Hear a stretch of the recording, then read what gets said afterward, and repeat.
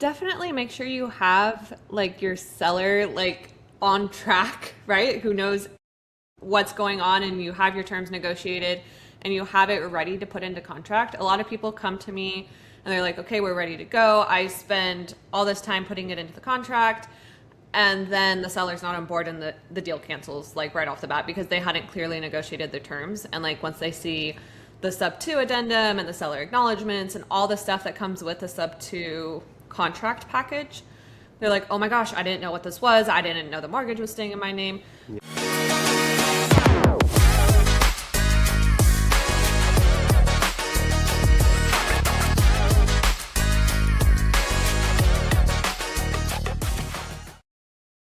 Hey guys, welcome back to another episode of the Contract Closers podcast. My name is Matt Walton, here with my co-host Eva. Eva, how you doing?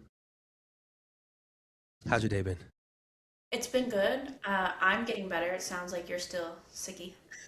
Yeah, no, when you have kids, it doesn't ever leave. All right, they just pass it around, and then it gets all over everything in your house and everything you touch and everything. Yeah, it doesn't stop, and so yeah, I mean, I don't have any kids in my house, and it's been 2 weeks for me, so you probably got another whole week there, my it's guy. that it's that pig you have. Your pig It's my is pig. She gave it to me. yeah, yeah, definitely. Well, guys, we have an awesome guest today. We really want to focus on bringing you guys awareness and attention to people who are doing awesome things inside the industry, especially on the TC transaction coordinator world. As we were talking about right before this, Hannah, we were talking about how important it is, how overlooked it can be sometimes, especially if you're doing creative finance deals and other things like that. I mean, there's so much that goes into TC work. So our guest today is Hannah. How you doing? Yeah. Hey, thanks for having me on here. I'm very happy to be here. Awesome. Yeah. So you're part of the Sub2 community, like I'm a part of also. And so give us a little background about what you did before you got into real estate and then how you got into it. Yeah, so it's kind of a really wild story, and I feel like I just tell this all the time and everybody's just like, what the heck? So it goes back to 2023. So my husband and his dad had a roofing company. And I don't know what you know about roofers, but like they get called out a lot, like every rainy season to go fix leaks or whatever. And so one night, back in the day, one stormy night, he got called out at like 10 o'clock at night to for this roof that they were actually working on. But there's like some unexpected rain, and so it wasn't fully watertight. And so they got a call and they're like, hey, it's raining. You got to go make this roof watertight. So he goes out there and he's like hauling ass at like 11 o'clock at night, trying to make this roof watertight. And the GC on the job had actually like papered over the skylight and not marked it as anything distinct from the rest of the roof. Oh, no. And so he fell through, and it was 2 stories. And he said the whole time he was just thinking, he's like, oh my God, like what about my wife and kids? Because I have been married to him since I was 18. I went straight from my dad's house to his house. I've like never worked a day in my life at this point. And so it's just like, he's like, oh my gosh, like what's going to happen? Like, if he were to die, how would I go out there and make a living? I wouldn't know the first thing to do. And so him being him, of course, he gets back up on the roof after falling 2 stories, finishes the job. Then he comes home and then he's stressing out. He's like, how are we going to make sure you're okay if something like actually does happen to him? Like, God forbid. Yeah. And so we like dabbled in different things. We had a fleet of like 11 cars on Turo. We had BMWs and Mercedes. And we're in the Bay Area, so we had like a really good market for that, but it was just very time intensive. And it wasn't great for a homeschooling mom. It kind of just went down. And so then we were looking on YouTube, as one does, and we found Pace Barbie. And we're like, wow, this dude is legit. Like, you see so many people like hosting their webinars. We, over the past 9 years, we've gone through so many things that like promise like these great results, and they just aren't it. But something about Pace, I'm like, okay, this is really real. I'm like, I feel like we could do this without sub 2. Like, it just makes so much sense. And so we bought into sub 2 early 2023, and I actually started out wholesaling, but I was really, really bad at it. Like, so bad. And it's like, how many people like you have to call, and how many people like cuss you out, and how many people tell you like wholesaling's a scam, like you're just screwing people over, like, the whole gist. Yep. And, which isn't true, by the way, but that's just like the perception people have. And so I just couldn't stand it. And so I kind of just let it die for a little bit, but it was still something really pressing to my husband. He's like, we have to have something that you make your own money. And so He's started several small businesses, and I always do like the paperwork and the transaction coordinating per se for his businesses, like getting everything set up and legal and all this stuff. And so I was like, within SubTo, there's something actually called a TC. Like, I think I'd be really, really great at that. And so in February, I signed up and got certified, like all in the same month for top tier TC. But I was 7 months pregnant with our third daughter. And so I was like, okay, I don't want to take on a file and a client if I'm going to go into labor. So I had a very rough last trimester. And so I kind of just sat in my lazy boy and went over the course again and again and again and learned as much as I could about TCing, as much as I could about contracts and creative options and all this stuff. And then I was going to hit it, but I wasn't going to hit it super hard. I was just like, yeah, I'm going to try eventually to be a TC. But then when my daughter was 3 weeks old, all this stuff blew up, like so much stuff. And it was like, okay, you have to hit it hard. And so I went out there and I networked. I posted on Facebook. I posted back in March, back in May, we had Kajabi. I don't know if that's even still a thing because we moved to Discord. But I posted a ton in Kajabi. I'm like, hey, I'm a TC. And within the first week, I got my first client, which isn't the story for a lot of TCs, which I feel like was a sign. I don't know if you're a Christian, but I am. And it is like the sign from God, basically, like telling me like, hey, this is it. Like, you got this. Like, I'm going to bless this journey. And it's just been, the snowball that I've been like pushing and growing, and it's been getting bigger and bigger since then. That's and awesome. so that's how I ended up here. Yeah, I mean that sucks that your husband had to fall through two stories to. But hey, at least it did. It worked. Something worked. Yeah, Yeah, I know. believe in God and signs. That's a sign. That's how Yeah. you go. Yeah, it's like a sign, get your butt up and go to work. Like, yeah, God, you gotta give me a little bit of an easier sign. I know. Less painful. I We'll think see. he broke a couple of ribs. Like, he never went into the hospital or got like any kind of anything, but he was like in severe pain for like months. Wow. Yeah. Well, they got the job done still, and Yeah. you guys moved forward on that. You guys Awesome. need a good, dependable roofer. It's that guy. I know. You Yeah. gotta If get you it need a done. roofer, hit him up. That's awesome. So with TC work, I mean, obviously the paperwork and everything comes into place, but um, what are some of the things you see so far that people overlook with TCs, or maybe don't think about when they're handling the transaction itself? What are some things or mistakes or problems that you see people make? So I think the biggest thing, so yeah, we're here for documents and all this stuff, but I always tell everybody, I'm like, all of that is if you're part of SubTo, you have all the documents that I have. Like, you have everything that I'm going to be doing. You have all the information that I have. I think where a really, really great TC shines is communication and making sure everybody's happy and calm. Because in these transactions, they are so emotionally involved and people get angry, or sometimes we miss a deadline, or sometimes, there's always that something. And I feel like a great TC really, really keeps everybody on the same page and focused and like, hey, it's not the end of the world. We're going to solve this. It's just going to be, whatever roadblock that came up, we're going to solve it. And I feel like a TC is really that peace of mind and comfort. Whereas like if you don't have a TC and it's your first transaction and you don't know what's happening and this lien comes up and you are like, what the hell is a lien? I don't know. And I feel like that TC is like really just a great peace of mind. No, I mean that makes sense. I mean, Yeah. especially when you're first starting off, because people don't realize what happens when they first get deals when they first start. And I think Eva, you probably did the same thing. Is when you first get a deal, like all your attention goes to that deal because you want to make sure it happens and like you want to figure out the process and stuff like that. But when you do that, all your acquisition time that you spent to try and get more deals in stops. Yeah. And then you're trying to dispo it. And then you're trying to, not only when you dispo it, to make sure everything's good with title, which there's 1,000 different title issues that can happen. Yeah. Or the seller can freak out or the buyer can freak out. Something can happen within this deal. Like people think when you assign it, you're good to go. You're not. There's a big whole other end of the story that gets the thing from that contract assignment to close. I mean, I remember a couple times in our journey here with the wholesaling, we've had 10 deals under contract and all 10 of them have title issues. And those aren't fun. Those months aren't fun, and it's stressful, and a lot of things come about with these deals. And so you need to be able to not only to get these deals done and get them assigned and get them to close, but you have to keep your pipeline running for acquisitions at the same time, because if you lose that, then you're restarting and then you got a couple more months before you get that deal again, and that's, you can't really build a business off of that. You're just doing one deal every couple months. So a transaction coordinator can help you through all that stuff where they can keep things moving for you while you focus on getting more deals in the pipeline. Yeah, absolutely. And I have a couple people like that. I have a couple wholesalers, and then I have a guy who's just like buying like nuts. And it's just like they give me the info and I take it and I run, and I send them a text at the end of the day. But then also I have like those newbies out there who are like focused completely on this deal, and they're like, oh my gosh, and then like something comes up and they're like, it's the end of the world. I'm like, actually it's not. It's gonna be okay. We're fine. I'll hold your hand. So you have like those two sets, and either like whoever you are, like the super busy experienced person or the newbie who's just like completely consumed, it's really nice to have that peace of mind. Right. Yeah, at this point now, when you're experienced, you're like, oh, another one, another time issue. Yeah, All just right, another well, problem. we actually Another just got the go ahead to close on a deal we've had under escrow for over a year and a half.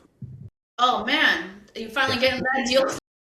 Finally getting that deal closed. We talked about that deal several times. Yes, we just got the go ahead last night that they finally Wow. got the for. And I've just been sitting there, and just tell my team like one day this deal will surprise us. Wow. Did you Well, reach out to congrats on that. Sorry, what'd you say, Abba? Yeah, thank you. Did you reach out to that buyer? Remember you kept dodging the buyer because you just weren't sure what was going to happen with that deal at this point? Well, in between all this, I got an argument with that buyer at the same time. Yeah, that too. Because he was just being a jerk, and I like went back and forth with him for a little bit, and so I put him on D&D for a little while, so we didn't talk. So then when I come back and have to talk to him again about a deal that we had a contract, I think he forgot, which thank God. But now he's like, I gotta go look at the property. It's been over a year and a half since I've seen it, and make sure it's still there, not squatters and blah blah blah. So we're not closed. We're not fully like go ahead and close, but we are. The title is clear enough to close now. Wow. Yeah. But it's so funny that you say that. I have a deal, like my third deal that I ever had, my third file. It's been open for 8 months because we just can't clear title. Oh my gosh, yeah. It's just and that was one of like those times where every single deal is just it's got some kind of title issue, some kind of lien that came up out of nowhere, some kind of error, and this It's deal always the errors. this deal itself had. It's been insane just because they were filing a list of heirs, and then all of a sudden they got a random call that was an heir that was in jail. Turns out he's not an heir. He was trying to commit a fraud, and they put him on the list of heirs, and they had to go and remove him from the list of heirs again. And then they had to go and do a bunch of, it was so much stuff piled up on top of this deal that they just kept going. Yeah. And so, and this agent is one of the worst agents I've ever dealt with in my entire life. She calls us every month and would say, we're ready to close. You guys ready? And we're like, we haven't heard anything. And so we call the company that's working on it. And they're like, I don't know what she's talking about. We're not even close to closing. Every single month she tells us we're ready to close. And it's just, this lady was just insane. So that's the fun part of agents, if you deal with any of those. No, I deal with agents, and there's like maybe 2 or 3 that I've liked, and the rest are just like a pain, like a thorn in my side. They're the worst. Oh my gosh, yes. They find any reason to freak out and to freak the seller out. Yeah, it's funny because the younger agents are fine because we're doing a deal right now. We're only making $1,000 on the deal because we just got at this point just get rid of it, right? And so the guy's helping us out, and he was like, we typically don't allow them to change title companies, but I was like, I'm making $1,000 on this deal. I don't care. Like I was like, do whatever you want to, change title companies. And then I texted the agent and said, hey, we're changing title companies. And most agents would be like, oh my God, what do you mean we have an addendum, whatever. And the younger agent's just like, cool, I'll let the seller know. Gen Z rocks. I'm Right? gonna say that. We're the best. It's just like deal with it, move on. Yeah. The older agents are like, oh my God, now we need addendum. What are we supposed to do? And they just start blowing up the deal right then and there. Yeah. So what is something that you see that people expect from TCs that they shouldn't expect from TCs? So I have a lot of people who just kind of expect me to act like a virtual assistant. I was just thinking about this, like my very first deal. So now I charge like minimum $1,200. My very first deal, I had like no idea what to charge. I charged the lady like $150. Creative or cash or both? Creative is SubTo. Okay. What about a cash? What about a cash deal? Just out of curiosity. A cash deal is like $800. Cool. Yeah. But she literally treated me like her virtual assistant. She's like, oh, hey, Hannah, could you call like the HOA and make sure this some random thing she wanted to know about the HOA. I'm like, she wanted to know if she could rent within the HOA. like for short-term rentals. I was like, okay. And I did it. And he would like ask me stuff, like all kinds of crazy stuff that doesn't fall into the realm of TC. It's like, I'm here to communicate. I'm here to make sure all your docs are in order. I'll set up, post-close services like servicing and insurance and all of that stuff. I'll help you review your contracts. But like making sure you can rent like for your short-term rental within the HOA, that's not my job. Like that's your due diligence. That's, you got to underwrite, you got to do all of that beforehand. Like I'm just here to communicate and keep everybody on the same page. And I feel like a lot of people do that. Like they tend to treat us like virtual assistants instead of TCs. Do you write contracts for people? I do.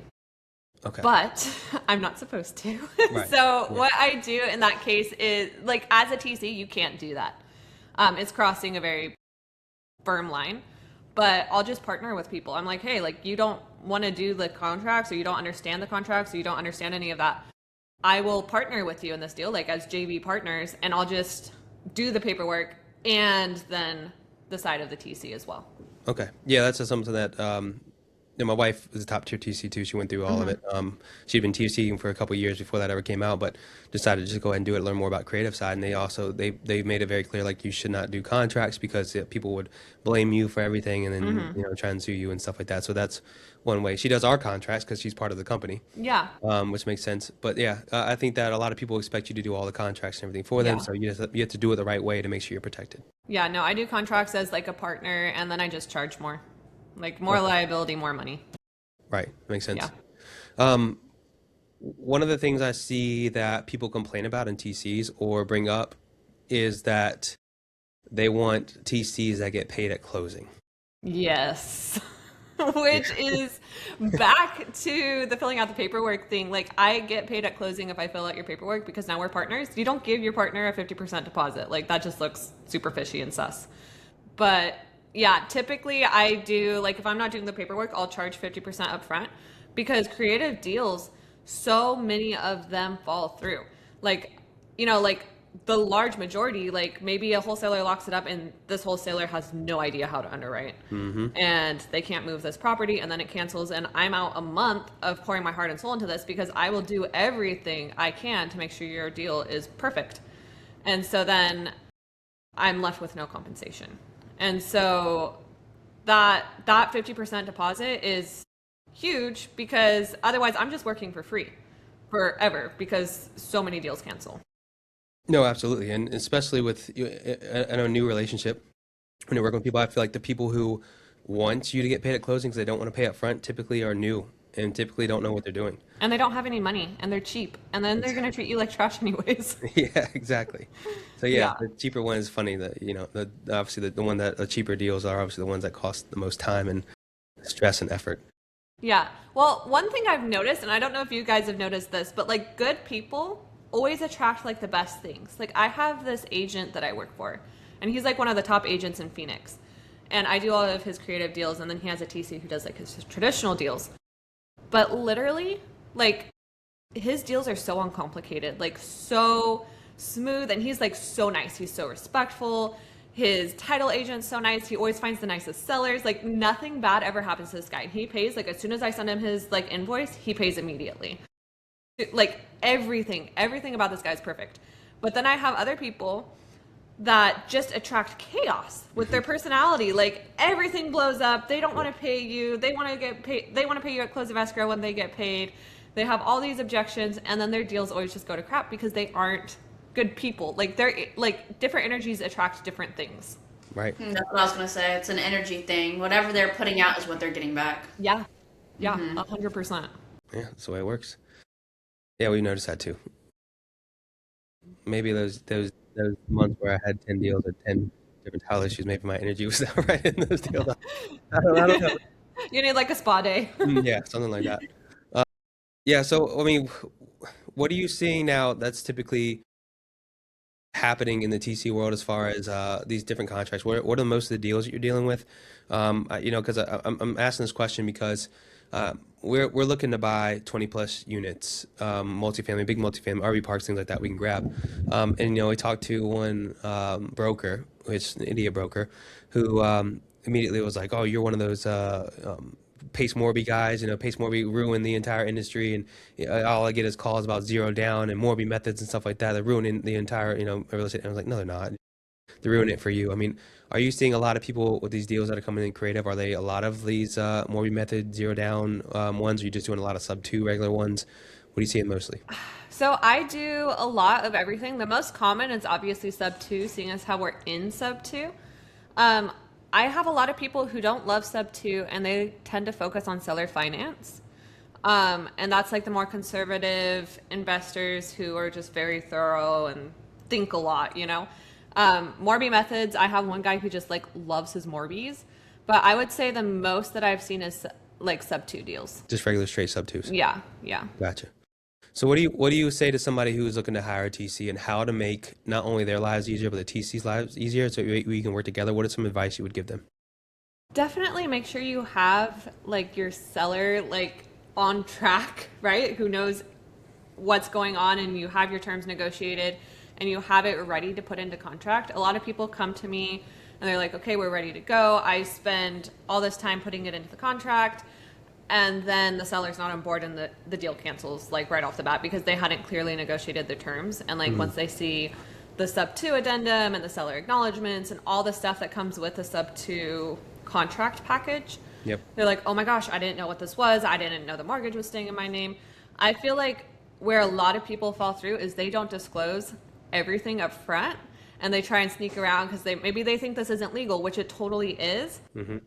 What's not legal is trying to hide things and sweep it under the rug and, breeze past without the seller knowing. I feel like I would tell people, like, make sure you disclose everything because I will, and you don't want that to blow up in your face. So before you come to me, make sure, you have everything fully disclosed. That's so good because yeah, if if I ever talk about the sub two, like I tell them everything before they even ask, because I want them. I was like, I'm not doing this type of deal with you being in the dark about anything, because inevitably, even if you have the sale go through, it's going to come back up, and then the seller's gonna be like, wait a minute, like you said, this is still in my name. Why?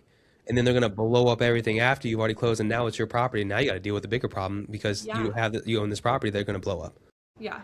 And so it doesn't make any sense to me. Like you said, it's completely legal to do this, and where you get in trouble is where you hide stuff, and then it becomes predatory, and then it becomes the point where people are going to freak out, and then more legislation comes, and then more people freak out about sub twos, and then it gets a bad reputation, and then it goes south. Yeah.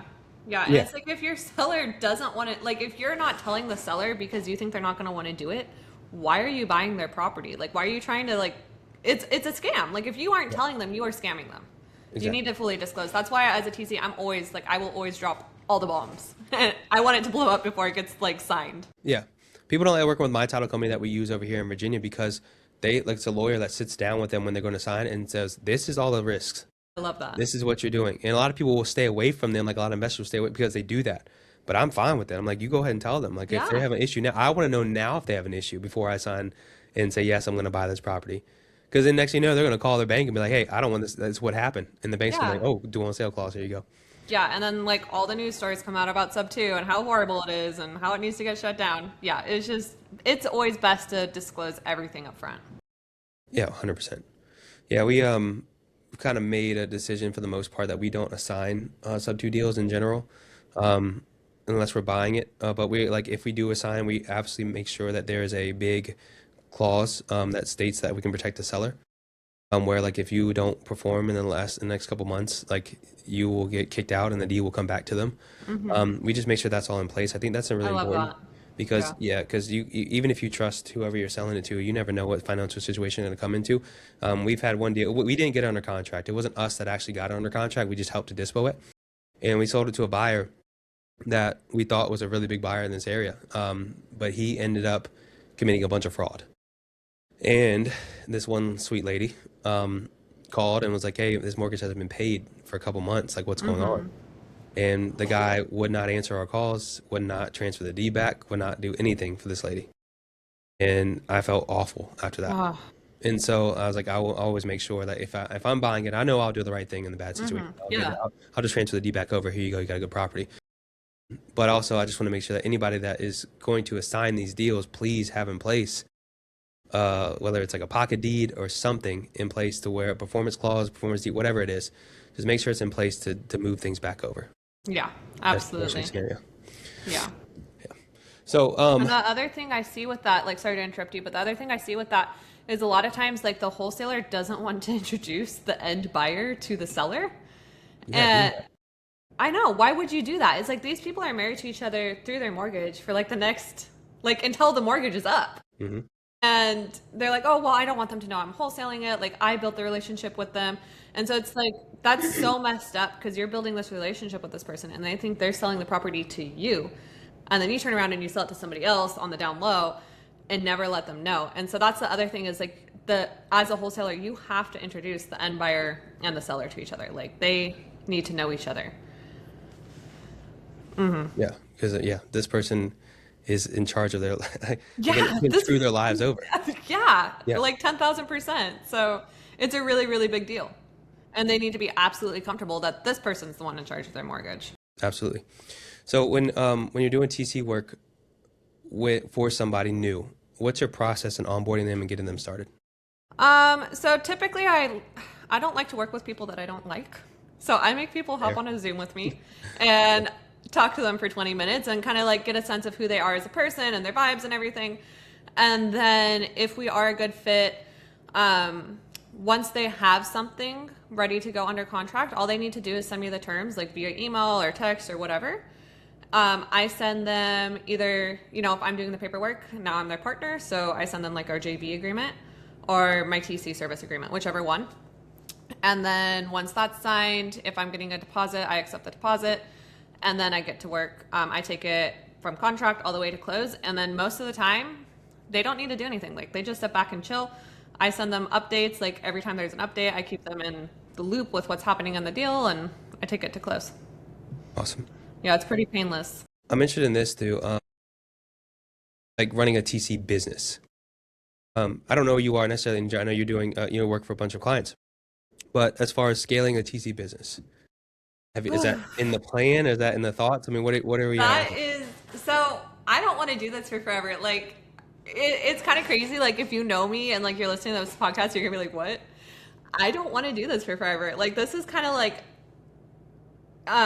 something I got into. Like, my husband, he's worried about like income for me, whatever. Like, if he dies, whatever.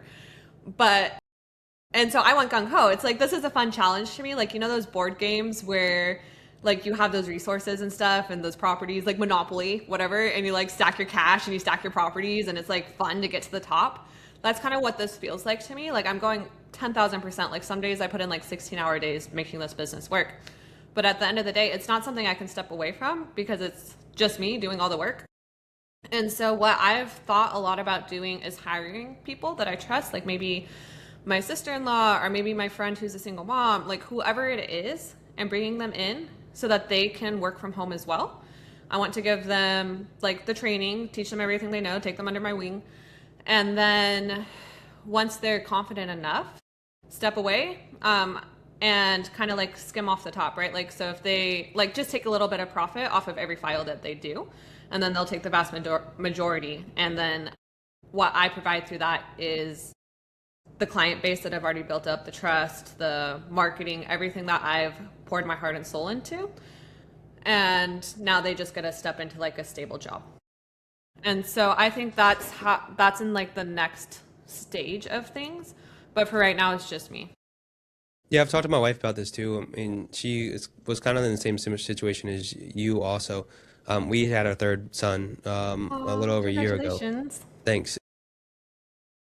Yeah, it was dealing with a lot of. So my son, in disclosure here, he had to have open heart surgery when he was 6 months Oh. old, and so that was obviously very time consuming between the birth to 6 months to recovery after and everything in between that. And so my wife's just been doing TC work for us in general. It hasn't gone out trying to find any clients because she just hasn't had any time with the deals that we're doing consistently over here. And so we talked about how you would scale a TC business and really start that up. And the same thing as she thought, isn't it? We have a sister-in-law that we have a cousin and two as well that could use active income and could be good at this stuff. And so we've talked about that potentially and how you would scale that. And it's kind of the same way as, we would have focus on our connections and a focus on our network and focus on bringing in leads and deals, and then we'd split everything however we make sense of who's doing the work and who's bringing in the deals in. Yeah. Same thing. I was like, all right, we'll run this business, and then you can have your TCs if they go out and find deals themselves. Then it's a different percentage. Like they get more, and just kind of work back and forth on how we can bring business together. Well, and the other thing is like, hair salons.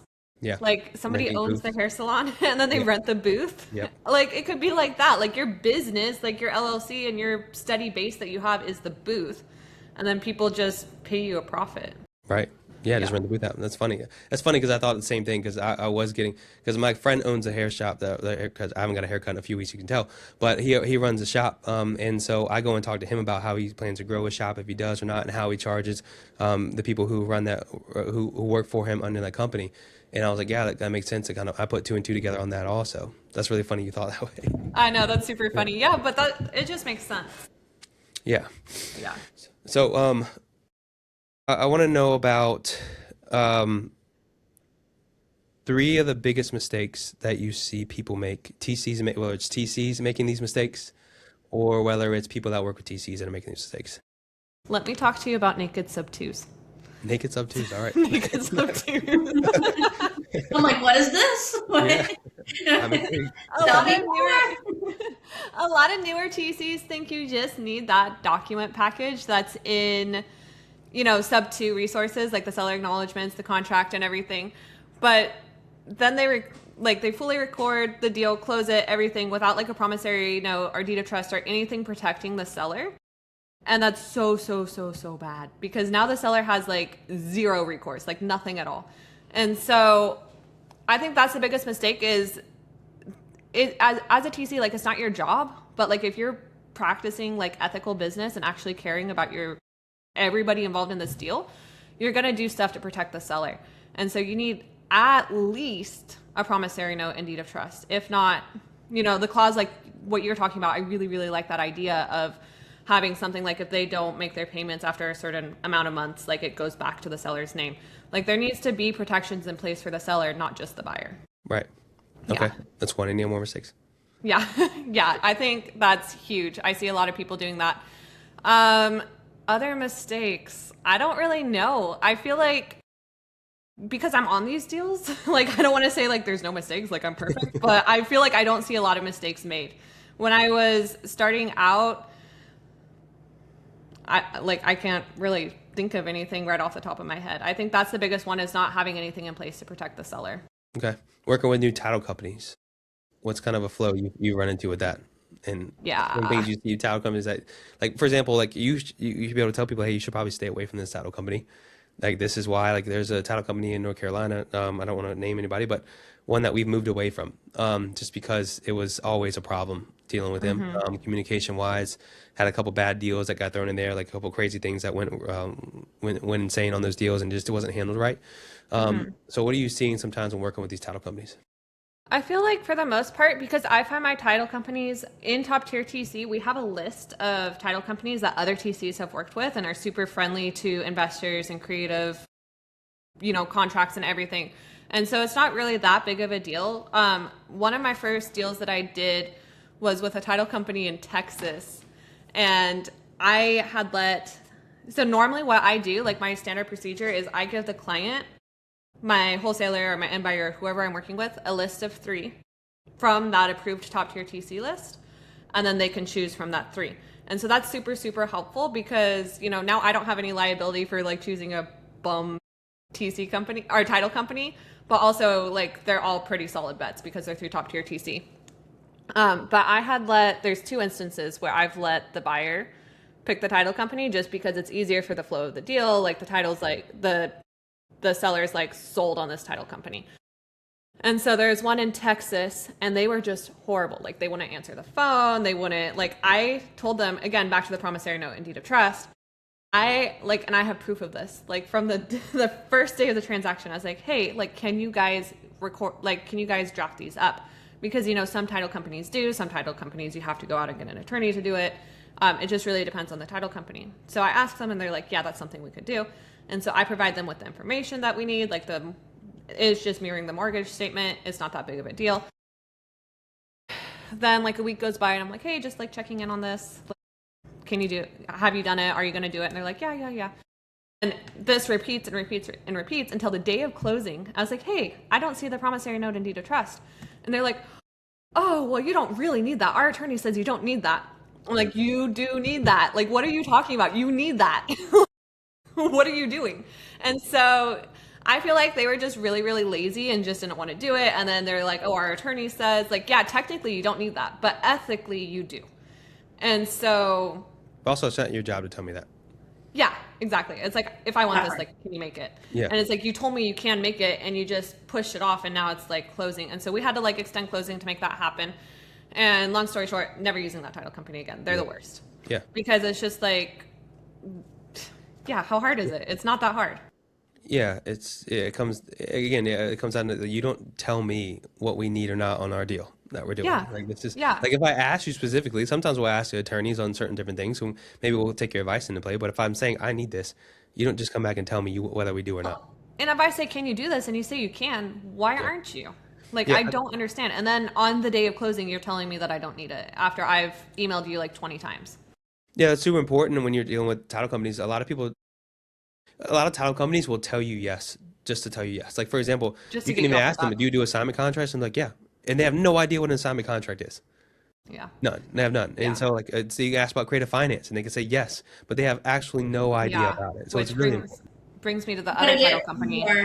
you got to ask more specific questions to Yes. stump them. Yes. You have to say, do you do a double close with a pass through? Then they're like, what?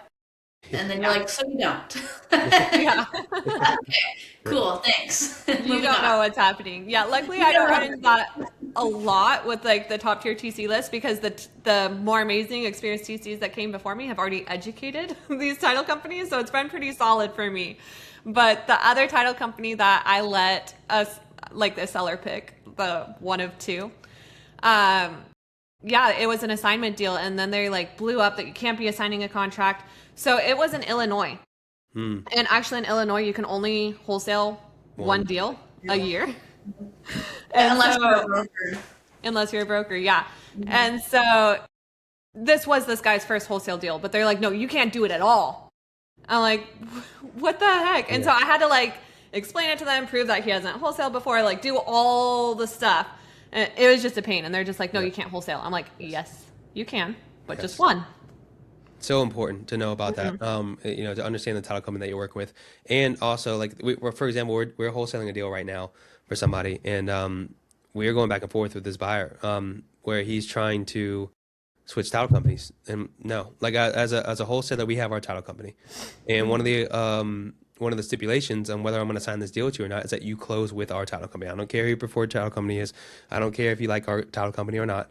That's our stipulation, because you have too many times where we go with somebody else's title company, and maybe they know what they're doing, maybe they don't. We have no idea. And then number two is that they can screw you over at any point in that deal. Like if that buyer decides to back out for any reason, even though they have no right to do it, and if they do it, they're supposed to lose their EMD. They can side with the person that does a bunch of deals to them and just give them back their EMD. And then what do I have to go after them? Yeah. I've had horror stories where you hear that title companies just leave off assignment fees. Just don't even take, the wholesale doesn't even get paid. And then they have to go after it. And so like when you're working with the title company, it's very important that you vet them, that you build a great relationship with them and you maintain that relationship, because a lot of people will lose relationships with title companies because they don't know how to work with one. Yeah. Well, title agents will do so much for you if they're your friend. Like if you send them like a coffee at closing and they're like, oh yeah, I like this person. Yeah. Like it's not hard to build a good relationship with a title agent, and then they love you. And then they'll do a lot to make sure your deal goes well. Yeah. One piece of advice I always give people too is when you're wholesaling a contract, send this to the title company and tell them, do not run title until I assign it. Because if you don't assign it, you have to cancel. And then if that title company spends time running and money to spend time running that search, and then you cancel those deals, they're going to be very mad at you. Yeah. You might get away with one or two of them doing that. But after that, they are not going to want to touch your deals anymore. Yeah. So you have to be very careful. And so that's what our title company knows, like right away. When we send it to them, we say we're assigning this, and they know don't even run the title search until we give them the assignment. Mm-hmm. Yeah. And so it hurts them the same thing. What was that? I tell my title company the same thing. Right. Super cool, yeah. Yeah, you need to. And so we do that with the assignment. So I think title companies are very important. And so it's interesting to know that you you send the title companies that you recommend to your people and your clients. Yeah. It's just weird that they don't already know, maybe have their own title company or something like that to me. Yeah, well, that's what I do for the newer company, like the newer clients. The more experienced ones, like I have a guy who like dies like on the hill that this one title company is the best for him. I have a really hard time with the title agents there because you know what it is? I think I have like a California, I know I have a California area code when I call them. And so it shows up as California and they're in Alaska. And so they're always like kind of like it took me a really long time to warm up one of the title agency agents and she was like my bestie. And then it switched to a different title agent. So Yeah. Are deals being done in Alaska? yeah. It's crazy. Yeah. A lot of them actually. It's crazy. In Yeah. Alaska, really? A lot of creative or cash or both? Yeah. Well, we're working on a Morby right now in Alaska and then like a couple seller finance. In Alaska, they love seller finance. Like that's just the way they do it there. Really? Living in Alaska. I'm curious to know what investment strategy they're using in Alaska then. Just renting? So the guy that I'm working for in Alaska, he actually has a guide business, like a fishing guide business, and he hired me to like clean up his operations for that.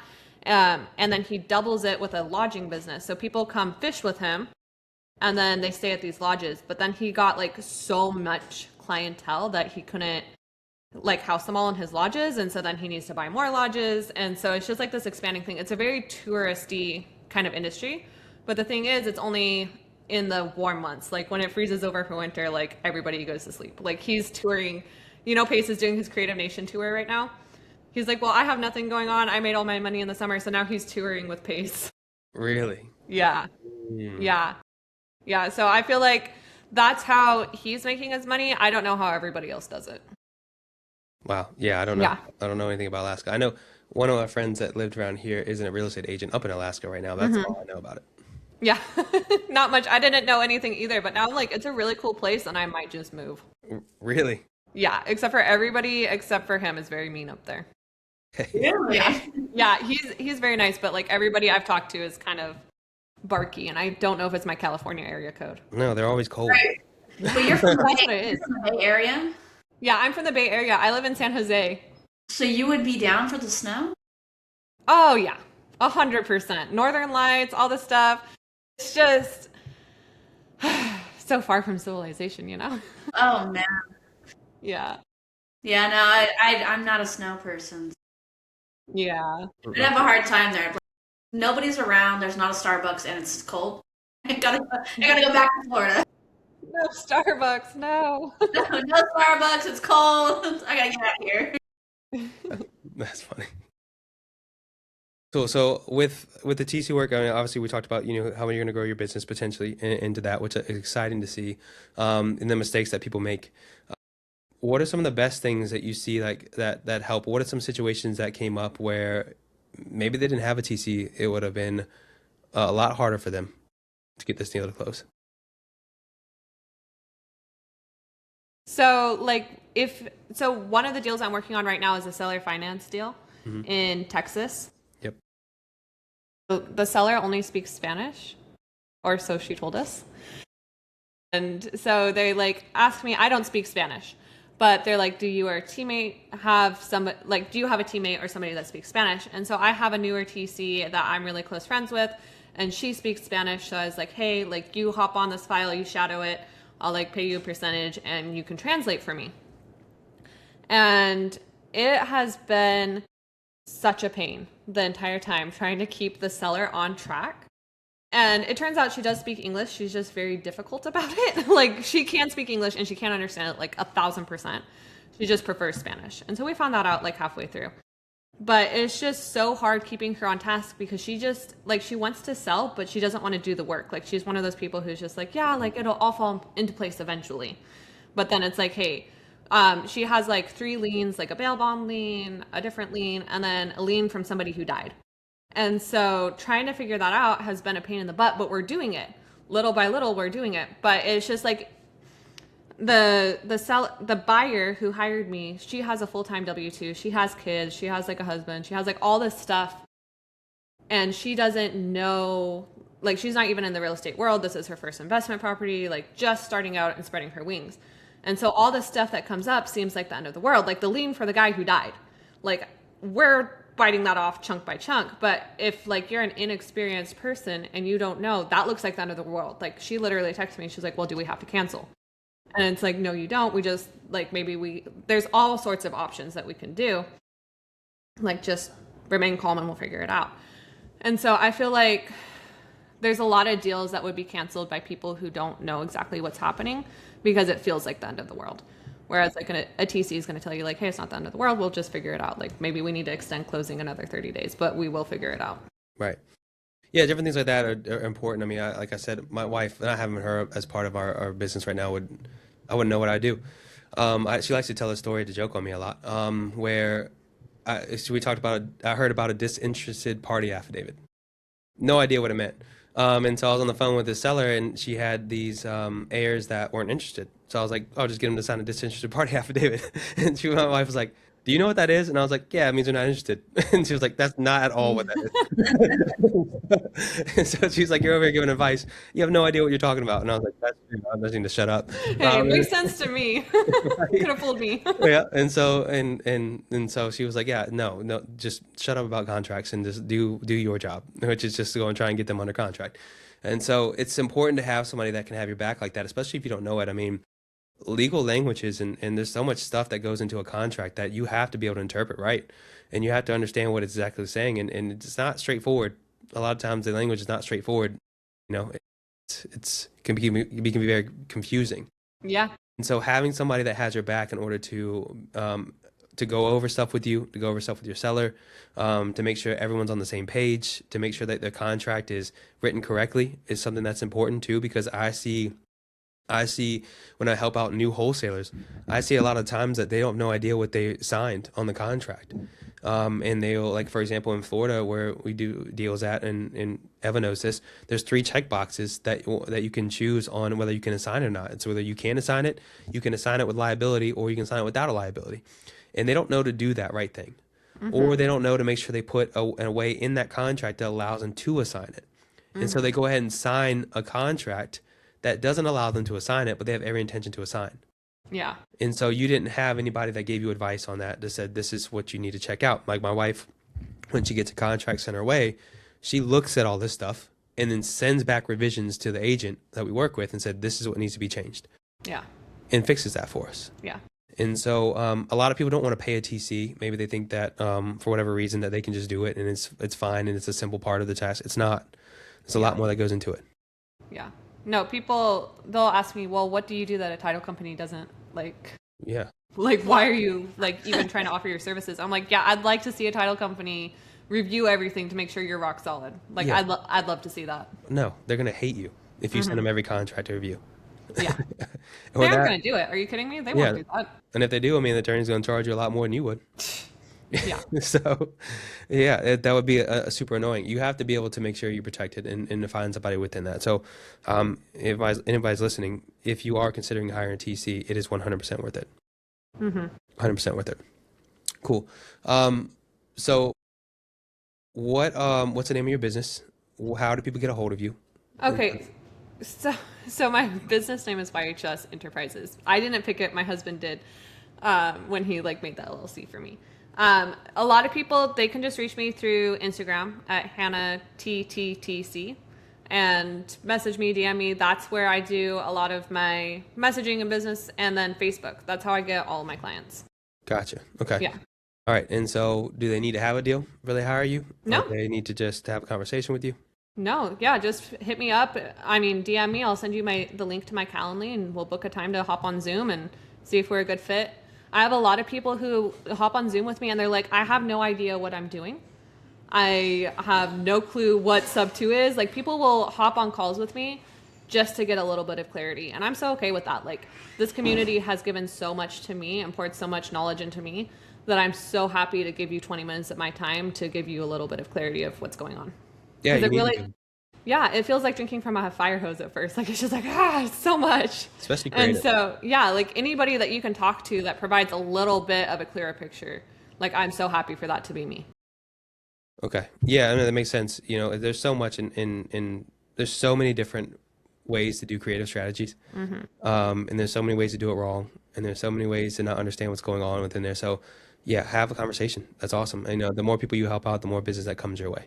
Yeah, absolutely. Awesome. Well, thank you guys. If you guys got anything from this like we did, please like, share, subscribe, hit the comment button, comment on our stuff, hit the bell icon to get alerts. We drop these episodes every Thursday. I'm not sure when this episode is going to come out, Hannah. It'll probably be sometime in the next few months. You'll start to see clips release, and then we'll start tagging you in those clips and everything. We'll make sure that we link all of your information into the description too, so that way you have ability for people to reach out to you and gain this from you. But thank you so much for your time on this. We appreciate it. I think it's going to help a lot of people out. Yeah, thank you for having me. All right. Bye, everybody.